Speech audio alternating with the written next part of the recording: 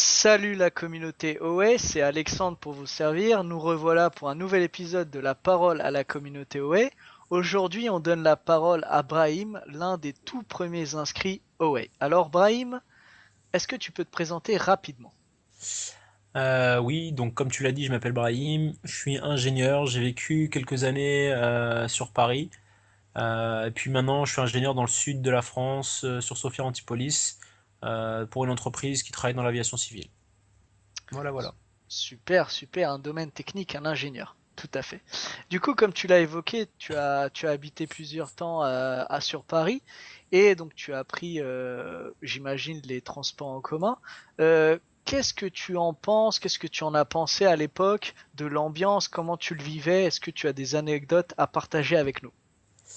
Alors, ma façon de le vivre à l'époque où je prenais les transports en commun, et je pense pas que ce soit définitivement terminé, c'est que c'était très désagréable en fait. Dans le sens où on est vite. Lorsqu'on est avec des amis, ça passe relativement bien, relativement vite. Mais dès qu'on est tout seul, on se rend compte qu'il y a une certaine solitude, les gens sont fermés sur eux-mêmes, parfois des embrouilles, des gens qui s'échauffent. C'est pas forcément agréable. Et c'est vrai que le fait de ne pas voyager tout seul, ça change carrément. Je me rappelle de cette petite histoire où une fois j'ai pris le RER B à Châtelet et arrivé à Cité Universitaire, une bande de jeunes est montée, une bonne bande de jeunes amis est montée dans le RER. Donc de Châtelet à Cité Universitaire, c'était très calme, très terne. Et puis à partir du moment où ils sont montés, ces jeunes-là ont commencé à faire des jeux entre eux, des jeux de rôle, et ils ont embarqué tout le wagon un peu dans leur jeu de rôle. Et ça a créé une dynamique qui a fait que je suis arrivé à ma destination sans même m'en rendre compte. J'ai même failli rater l'arrêt. Et toute cette dynamique-là, tout ce côté humain, franchement, ça crée quelque chose qui fait que les transports deviennent beaucoup plus agréables et ça ne peut qu'embellir nos journées et nos soirées. Ouah, ça avait l'air génial comme expérience, les jeux de rôle. J'aurais bien aimé participer. Du coup, c'est vrai, bon, donc tu as évoqué dans ce témoignage l'importance des relations sociales. C'est vrai que ce problème qu'on vit actuellement dans les transports en commun, cet isolement, parce que c'est un vrai problème. Du coup, ces relations, qu'est-ce que tu en penses actuellement par exemple, de l'évolution de ces relations? Est-ce que ça évolue plutôt positivement, négativement? Voilà, on aimerait savoir ton avis.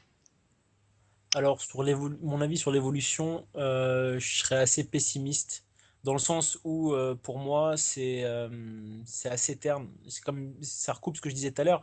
Quand on voyage avec des personnes qu'on connaît, on voit pas forcément on fait pas forcément attention au trajet, mais dès qu'on voyage tout seul, que ce soit en été, que lorsque les métros et RER sont bondés, ou lorsqu'il y a des actualités malheureuses qui font que les gens sont méfiants, froids.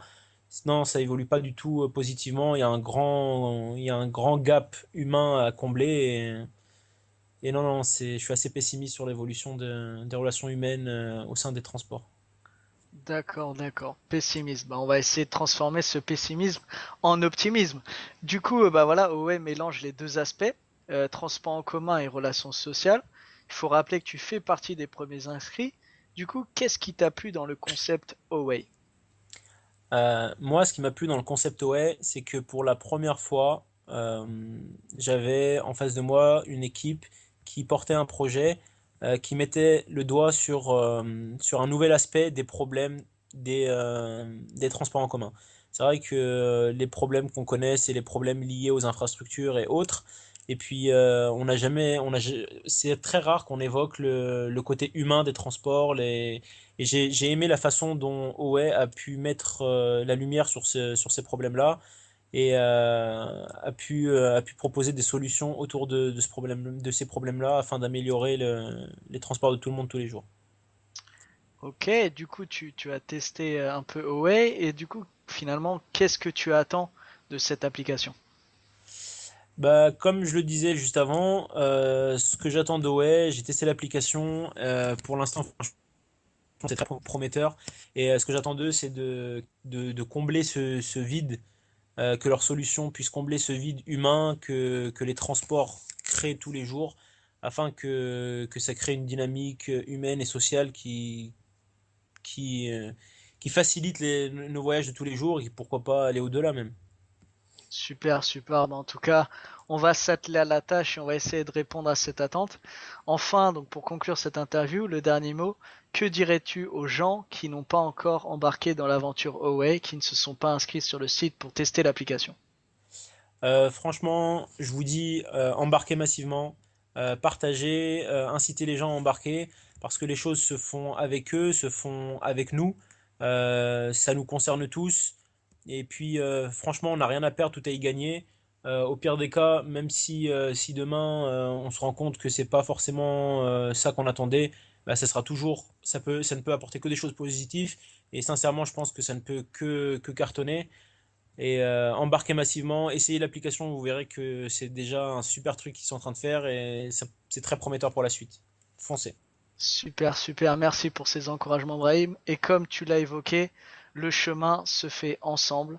C'est grâce à vous, à nous, que l'on arrivera à changer les choses. Merci, Brahim, pour ce témoignage. Merci à vous. Et chère communauté OA, à très vite pour un nouvel épisode.